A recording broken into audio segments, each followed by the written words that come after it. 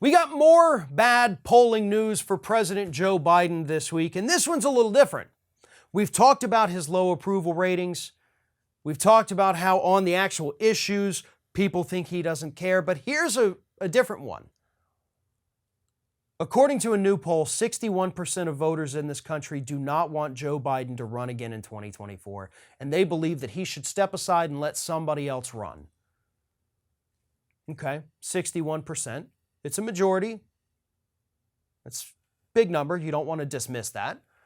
But here's the number that I found even more shocking. A plurality of Democrats, 45%, said they want Biden to run again, while 37% said he should move aside for someone else and 18% are unsure. The 61%, obviously you have, 90% of Republicans that say, yes, he should step aside and someone else should run. You have right-leaning moderates and independents who say, oh yeah, he should step aside and someone else will run. That's why the 61% is not as shocking to me. But the fact that we can't get half the Democratic Party today to say they want Joe Biden to run again in 2024, instead we only have a plurality, that speaks volumes. That is the number that Democrats, everybody watching this video as well, needs to pay attention to. When your own party, 10 months into the job, says, I don't think this guy can do it. Maybe it's time to start paying attention to that.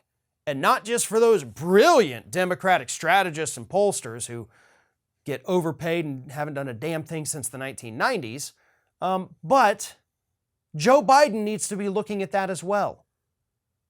He needs to look at this and realize, oh wow, they don't like me. I need to do something different. You know what's really interesting right now?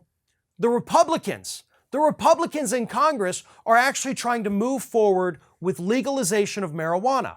That's been one of the big stories of this past week. That could have been an easy win for the Democrats, but instead they sat on their asses and now the Republicans are taking the lead and they're going to get the victory for it. Biden could have done that, but he didn't. Biden could be forgiving student loans. Instead, every couple of months, it's, hey, we're going to forgive another $2 billion of student loans, even though there's $1.7 trillion in loans that need to be forgiven. So Biden has to do something. He has to do something not just to shore up the moderates and independents, but the actual Democratic Party itself, because right now, a plurality of them are standing behind him, but not a majority.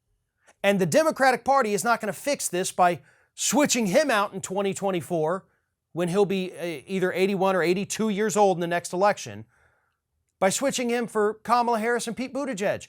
You need somebody with charisma. You need somebody with passion, somebody with a fire in them. Now, I'm going to say what I've been saying for weeks now. That person to me is Katie Porter and Jeff Merkley. That's your ticket. Merkley, Porter, Porter, Merkley. I don't even care which order you do it in. They're both phenomenal. They're both progressive. They're both fighters. They both have energy, something that the Democratic Party is sorely lacking today, and that is also reflected in these poll numbers. Hey, thanks for watching, and if you want even more Ring of Fire, we encourage everyone to like, comment, share, but most importantly, subscribe, and don't forget, you can find me on all social media outlets at Fair and Balanced.